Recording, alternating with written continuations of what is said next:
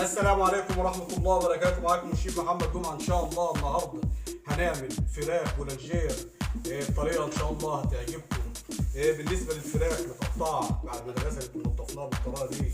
بالنسبة إن شاء الله للخضار اللي معايا فلفل حار، ثوم مفروم، بصل جوليان، معايا طماطم جوليان، ومعايا ورق لورا. بالنسبة إن شاء الله للبهارات معانا توابل فراخ، ومعايا 7 بهارات وملح وحبايه حبهان وفص واحد حبهان، ومعانا ربع معلقه فلفل اسود، ومعايا معلقه كزبره ناشفه. وان شاء الله نفس التوابل هتتحط بالصوص. معايا معلقتين دي عشان الربط، ومعايا صويا صوص، معايا معلقه مستردة، ومعايا شويه زيت. ان شاء الله بالنسبه للفراخ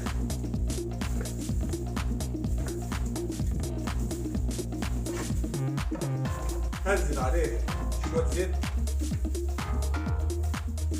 معلقة مستردة، ومعلقة صويا صوص، وهنزل إن شاء الله بالبهارات.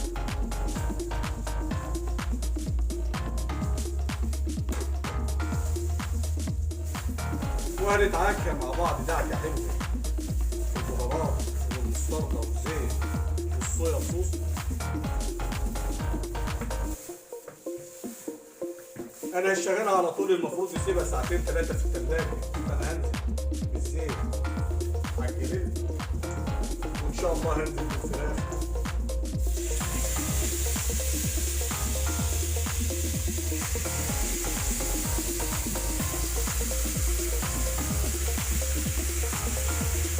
ده صوص البولانجير هطحنه على النار. هنزل بشويه زيت.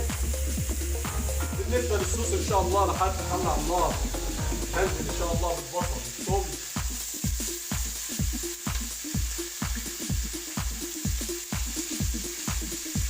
وهنزل ورق اللورا.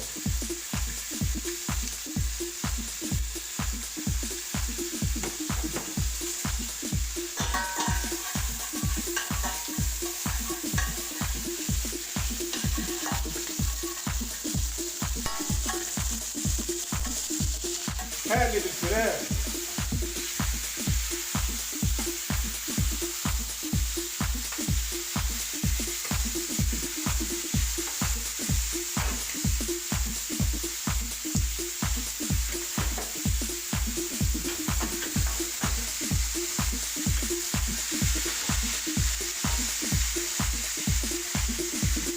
بعد ما الفراخ شمطناها او فرخ الصدمه بتاعتها هنشيلها وننزل بقيه الفراخ.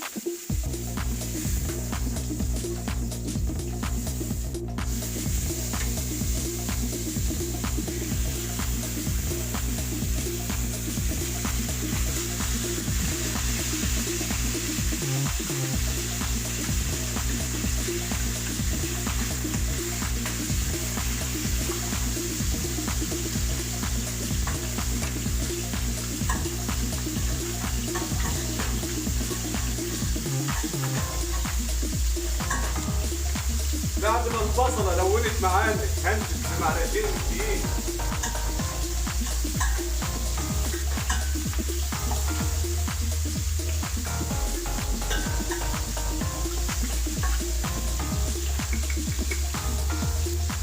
بعد ما البصلة لونت معانا نزلت بمعلقتين دقيق علشان الربط.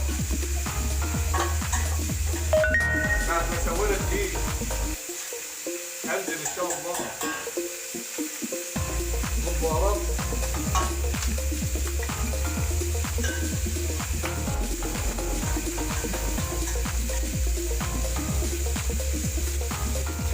وبعد كده ان شاء الله هنزل بالفريكات.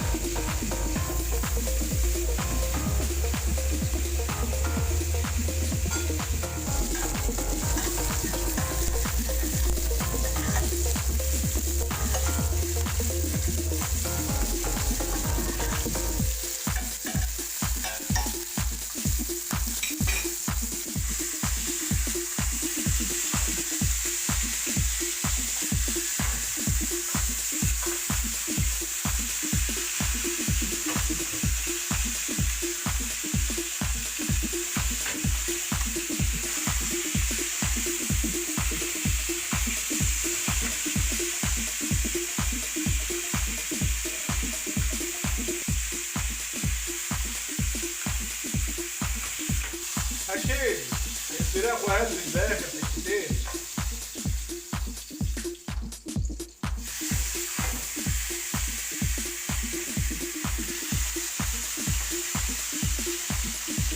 كده ان شاء الله بعد ما خلصنا كميه الفراخ هنزل بيها على الصوص. بسم الله.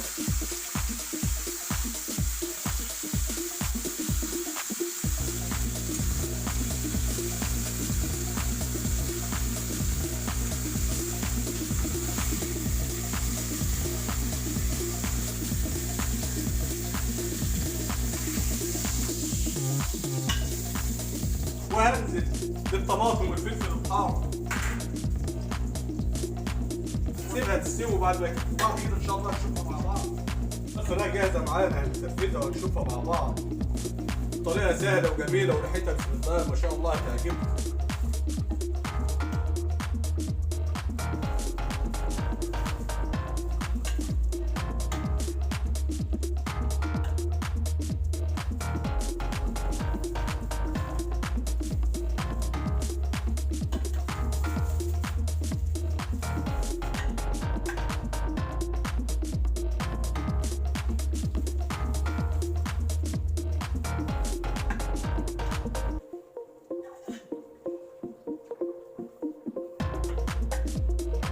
بالنسبه للفراخ جاهزه معانا، وده صوص البصل الصوص الجميل بجد بسم الله ما شاء الله طعمه جميل.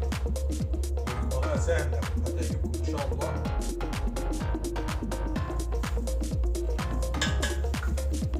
والف هلا وشفا، ولو عجبك الفيديو اعمل لايك وشير في القناه، والسلام عليكم ورحمه الله.